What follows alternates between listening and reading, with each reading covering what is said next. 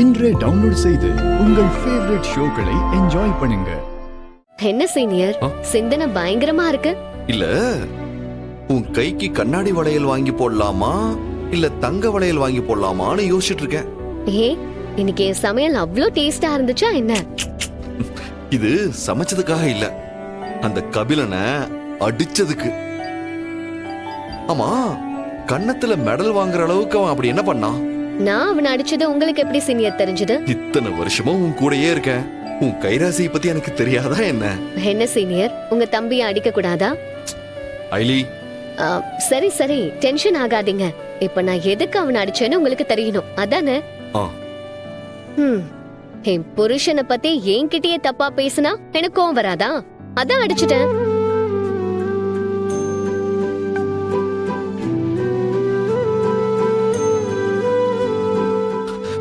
ஐலி, இப்ப என்ன சொன்ன? என் புருஷனை யாராவது திட்டினா எனக்கு கோவம் வரதானே செய்யும், அதத்தான் நான் சொன்னேன்.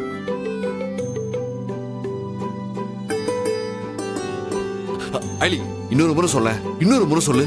உங்களுக்கு என்ன ஆச்சு? ஏன் திரும்ப திரும்ப அதே கேட்டுட்டு இருக்கீங்க? எனக்காக சொல்ல ப்ளீஸ். என் புருஷனை திட்டினா எனக்கு கோவம் வரும்னு சொன்னேன், போதுமா?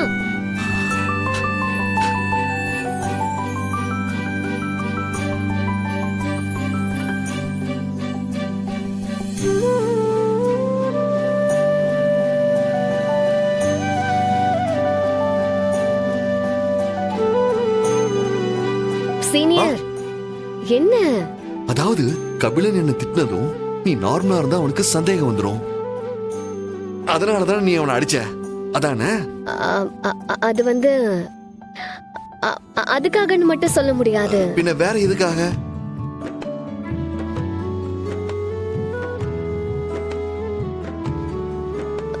அது அவன் உங்களை பத்தி தப்பா பேசினதும் என்ன அறியாம எனக்கு கோவம் வந்துருச்சு.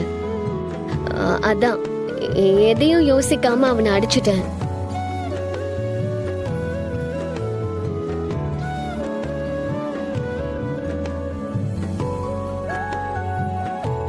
என்ன திட்டினா உனக்கே அப்படி கோவம் வந்துச்சு? இது என்ன கேள்வி? என்ன யாராவது திட்டினா நீங்க சும்மா விடுவீங்களா? இல்ல, அதே மாதிரிதான் உங்களை யாராவது தப்பா பேசினா எனக்கு கோவம் வரும்.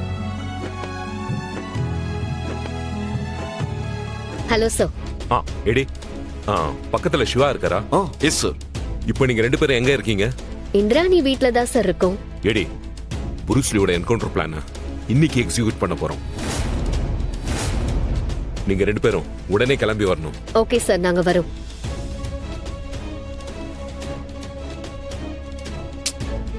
இந்த நேரத்துல இங்கிருந்து எப்படி ஐலி போறது? யாராவது பார்த்துட்டா என்ன பண்றது? இல்ல சீனியர், நான் எல்லா வேலையும் முடிச்சிட்டு வரும்போது யாரும் அங்க இல்ல. எனக்கு தெரிஞ்சு எல்லாரும் தூங்கிருப்பாங்கன்னு நினைக்கிறேன். பாத்துக்கலாம், புடிங்க. சார், அங்க எதுவும் ப்ராப்ளம் இல்லைல்ல? Nothing sir. ஓகே, அப்போ கிளம்பலாம். கிளம்புறதுக்கு முன்னாடி எல்லாரும் அவங்க முகத்தை மறைச்சுக்கோங்க. மீடியாவுக்கு தெரிஞ்சாலோ பப்ளிக்கு தெரிஞ்சாலோ தேவையில்லாம பிரச்சனை வரும். அவனுக்கும் முகத்தை மறைச்சு கூட்டிட்டு வாங்க. நீங்களும் முகத்தை மறைச்சுக்கோங்க. Okay sir. அவனை ஜாகிரதையா கூட்டிட்டு வரணும். Okay sir. எடி, சிவா, வாங்க, நம்ம முன்னாடி போவோம். Yes sir. ஹலோ, அப்படியா? ஆனா எங்களுக்கு வந்த இன்ஃபர்மேஷன் அப்படி இல்லையே. ஓகே, நான் இதை சிவா வச்சு மேனேஜ் பண்ணிக்கிறேன். வச்சிடறேன். சிவா சார், அந்த வர்மா வேற ஏதோ பிளான் பண்றான்னு நம்ம டிபார்ட்மெண்ட்ல இருந்து இன்ஃபர்மேஷன் வந்திருக்கு. நம்மள புருஷ்லி விஷயத்துல பிஸியா இருக்க விட்டுட்டு அவன் வேற இடத்துல ஏதோ பெரிய டீல் ஒண்ண முடிக்க போறதா இன்ஃபர்மேஷன் வந்திருக்கு. சார், அப்படின்னா அவன் இங்க வந்தா நாம பாத்துப்போம். அந்த இடத்துக்கு நம்ம சீனியர் அனுப்பி வைக்கலாம் சார். எடி, நானும் அதை தான் யோசிச்சேன். சிவா சார், நான் உனக்கு லொகேஷன் ஷேர் பண்றேன். நீ உடனே அங்க கிளம்பு. Okay sir. மூவ்.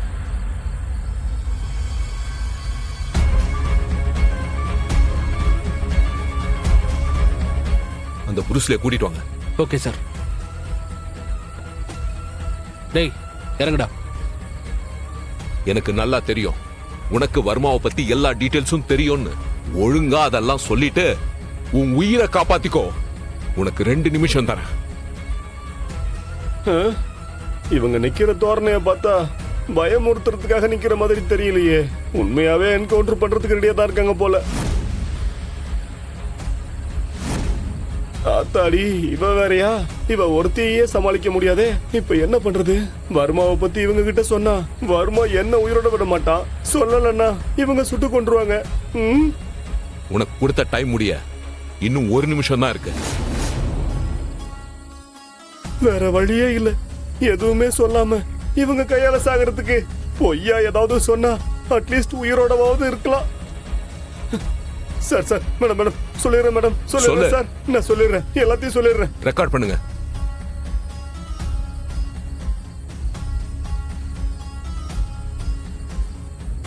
டவுன் ஏடி. சொல்றா. 2 வருஷத்துக்கு முன்னாடிதான் நான் வர்மாவை முதல்ல பார்த்தேன். இல்லீகலா கோல்டு பிஸ்கட்டை எக்ஸ்போர்ட் பண்றதுதான் என்னோட பிசினஸ். ஒரு கட்டத்துல போலீஸோட கெடுபடியால நான் அதை கண்டினியூ பண்ண முடியாம பெரும் ப்ராப்ளம் வந்துருச்சு. அதே டைம்ல எனக்கு வர்மா கிட்ட இருந்து கால் வந்துச்சு. அவன் எனக்கு கோல்டு எக்ஸ்போர்ட் பண்ணி தரதா சொல்லி டீல் பேசினான். நானும் அதுக்கு ஒத்துக்கிட்டேன். நாங்க அந்த டீல் படி பிசினஸ் முடிச்சோம். ஆனா அதுக்கப்புறம் நான் ரிஸ்க் எடுக்க வேண்டான்னு கோல்டு பிசினஸ் பண்றதையே விட்டுட்டேன். அன்னைக்கோட சரி, வர்மா கூட நான் எந்த டீலும் வச்சுக்கிறது இல்ல. அதுக்கப்புறம் நான் வர்மாவை மீட் பண்றதோ பேசுறதோ எதுவும் இல்லை. இதுதான் எனக்கும் வர்மாவுக்கும் இருந்த லிங்க். மத்தபடி வர்மாவை பத்தி எனக்கு வேற எதுவுமே தெரியாது சார். இப்ப அவன் எங்க இருக்கான், என்ன பண்ணிட்டு இருக்கான்னு கூட எனக்கு எதுவுமே தெரியாது சார். சார் நான் சத்தியமா சொல்றேன் சார், எனக்கு எதுவுமே தெரியாது சார்.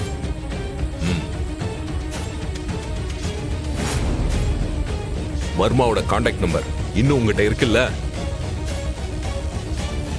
சொல்லுடா. அது அது அது அப்ப நான் யூஸ் பண்ண போன் உடைஞ்சிருச்சு. அதுல இருந்து அவனுடைய கான்டாக்டும் போயிடுச்சு. இல்லையே, நீ சொல்றது ஏதோ நம்புற மாதிரி இல்லையே. ஏதோ இடிக்குது. சார் சார் நீங்க கேட்டீங்க, நான் சொல்லிட்டேன். இதை நம்புறதும் நம்பாததும் உங்களுடைய இஷ்டம். இங்க பாரு, கடைசியா ஒரு முறை கேக்குறேன். ஒழுங்கா உண்மையை சொல்லிட்டேன்னா தப்பிச்ச, இல்ல என்கவுண்டர் தான். உனக்கு இன்னும் 1 நிமிஷம் டைம் தரேன். உண்மையை சொல்லிட்டு உன் உயிரை காப்பாத்திக்கோ.